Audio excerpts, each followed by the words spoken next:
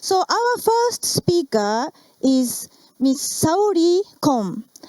Her title of her speech is Interweaving World Borders.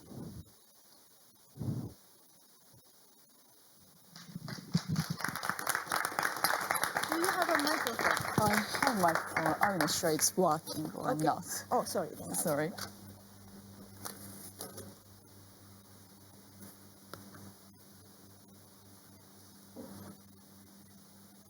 Can I start or is it working?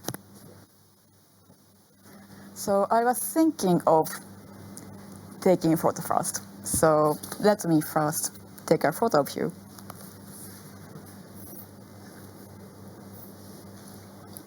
Thank you very much.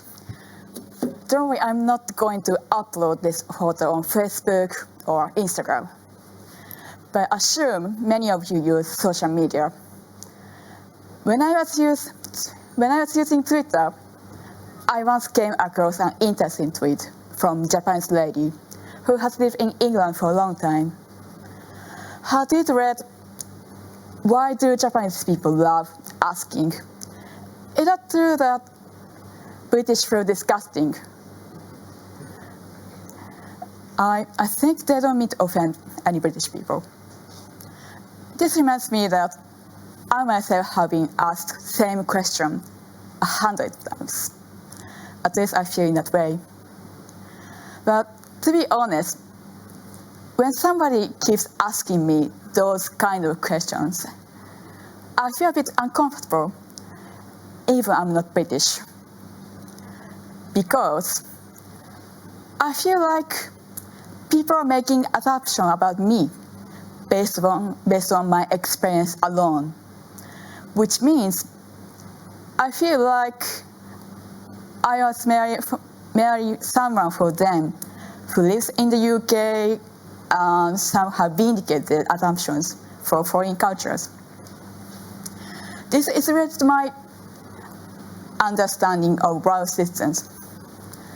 Do we honestly see for others for who they really are?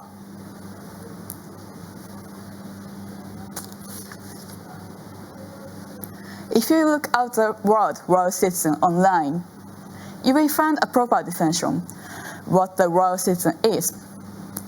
For instance, the idea that our responsibilities one to another come from being members of the world, rather than coming from citizenship or national interest. But this definition doesn't say anything about what the world actually is. So I see this is an opportunity to interpret the world system in a different way.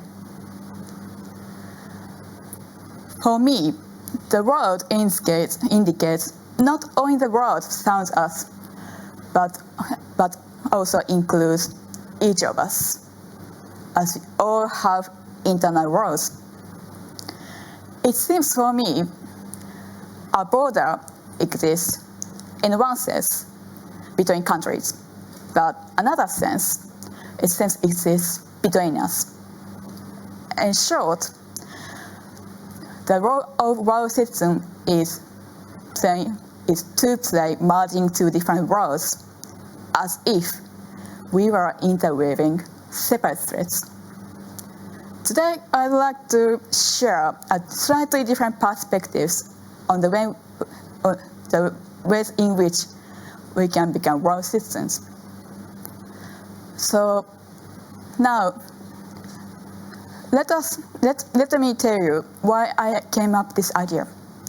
Now I'm going to show you a photo of work of art found on UA campus.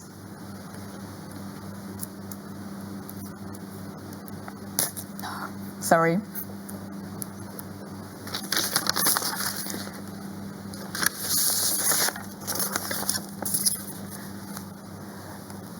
What do you think about this statue?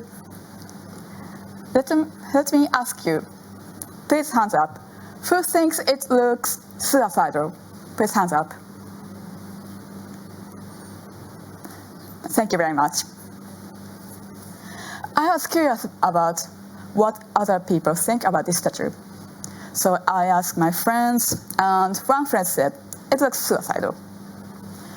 But another friend said, it looks a guardian or even angel. Isn't that interesting? I think this shows that we have different perspectives or different values. But my point is, the idea that people are different is not a conclusion, but a premise. The process of interweaving our world is not like the statue looks suicidal for me. But this statue also looks like an angel to another. People have different perspectives, and therefore people are different. Giving up understanding others like this by concluding people are different means we can't ever share our worldview. Or, if you recall the question about British food I mentioned earlier, you might think, well, people were asking sincerely. Perhaps people wanted to understand different culture and thereby knowing different worlds. In this sense, you may be right. But my point is, if we don't move beyond asking those surface level questions, we can't hope to be genuine world citizens. Instead, let us go further. Based on our premise, people are different, which is fundamental acceptance. Let's try to ask why we are different. Why others' perspectives are different from mine? Why does he or she have this idea? What the motivations are? Values and what we regard important are not necessarily connected labels society assigns us. What moves you? What makes you unique? It is very important to look at the true nature of others. So, my final point I'd like to consider is the ways in which how to share our world. There are indeed various ways of communicating. Different people prefer sharing our worlds in a different way. For instance, direct or indirect, visual or non-visual, which is not necessarily involve language. For example, art doesn't necessarily involve language. Does this statue speak? Perhaps, yes, because it reflects our view. In summary, knowing the world surrounds us leads us to know ourselves. As knowledge of different aspects begins to interweave our worlds. Let us return to our topic, world citizens. I think the role of citizen is to mediate two different worlds. Each of us can contribute